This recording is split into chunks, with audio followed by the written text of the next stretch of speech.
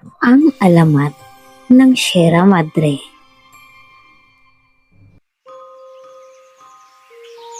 Noong unang panahon, sa malayong bahagi ng hilagang silangan ng Luzon, may isang napakagandang dalaga na nagngangalang Sierra.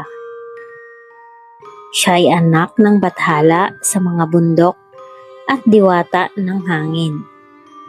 Kilala siya sa buong kapuluan dahil sa kanyang kabutihan at pagmamahal sa kalikasan. Araw-araw, nililibot ni Sierra ang kanyang kapatagan. Dinidiligan ng hamog ang mga halaman at pinapahinga ang mga ulap sa kanyang mga palad. Saan man siya dumaan, sumisibol ang mga bulaklak at umaawit ang mga ibon.